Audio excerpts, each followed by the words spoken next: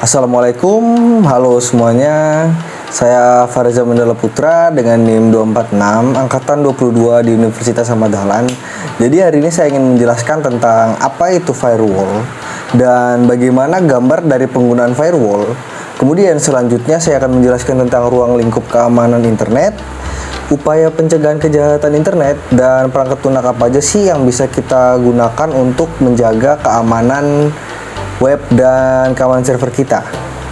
Oke, yang pertama apa itu firewall? Firewall adalah sistem yang dirancang untuk mencegah akses yang tidak sah agar tidak memasuki jaringan pribadi dengan cara memfilter informasi yang masuk dari internet sebelum sampai pada perangkat yang kita gunakan. Nah, jadi tujuannya dari firewall itu adalah untuk menciptakan keamanan penghalang antara jaringan pribadi dan internet publik agar terfilter dan aman ketika tersampai di jaringan pribadi. Oke, selanjutnya saya akan menjelaskan gambar dari penggunaan firewall. Oke, jadi di sini adalah internet. Anggap saja ini internet dan garis-garis ini adalah lalu lintasnya. Jadi ketika internet atau jaringan internet publik ingin masuk ke PC kita yang sampai di sini, dia akan melewati firewall di sini terlebih dahulu untuk mengecek apakah di internet publik tersebut ada yang tidak sah atau tidak. Jika ada yang tidak sah, maka akan difilter. Kemudian setelah difilter, dia akan langsung menyambungkan ke router dan kemudian akan sampai ke PC atau komputer kita.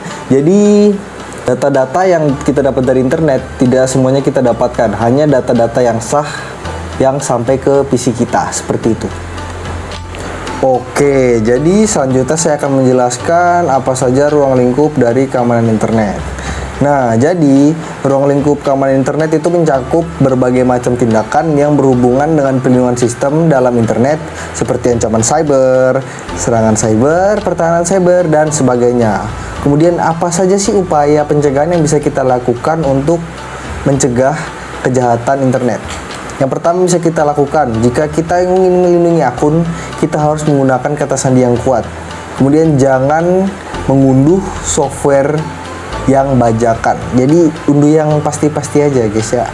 Kemudian yang selanjutnya, hati-hati saat ingin memasukkan informasi.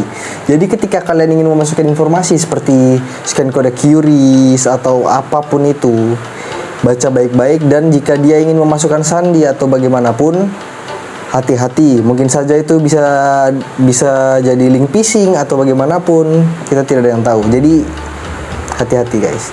Kemudian yang terakhir ada gunakan jaringan wifi yang aman. Nah, jadi dari jaringan wifi itu ada alat yang bisa men-tracking apa saja yang kita buka di HP kita dari wifi tersebut. Jadi jika kalian menggunakan wifi publik, berhati-hatilah guys. Jadi seperti itu guys. Oke, yang terakhir saya akan menjelaskan perangkat lunak apa saja yang dapat digunakan untuk menguji keamanan web dan keamanan server. Saya punya beberapa, saya akan menjelaskan beberapa. Yang pertama ada Nmap, itu bisa digunakan untuk pemindaian port dan mendeteksi keamanan pada sistem. Itu satu. Kemudian yang kedua, kalian bisa menggunakan Wireshark. Wireshark itu dia bisa digunakan untuk analisis lalu lintas jaringan secara real time. Jadi ketika kalian membuka laptop atau apapun itu dia bisa sekaligus merecord apa saja yang kita buka dari lalu lintas tersebut. Jadi semuanya akan terlihat di situ. Kemudian yang ketiga kita ada Linux. Oke. Dia itu digunakan untuk mengaudit keamanan pada sistem berbasis Linux. Jadi jika kalian menggunakan Linux, kalian bisa menggunakan Linux untuk mengaudit keamanan pada sistem. Oke, yang terakhir ada OSSEC. Itu dia digunakan untuk memberikan peringatan terhadap aktivitas yang mencurigakan pada sistem.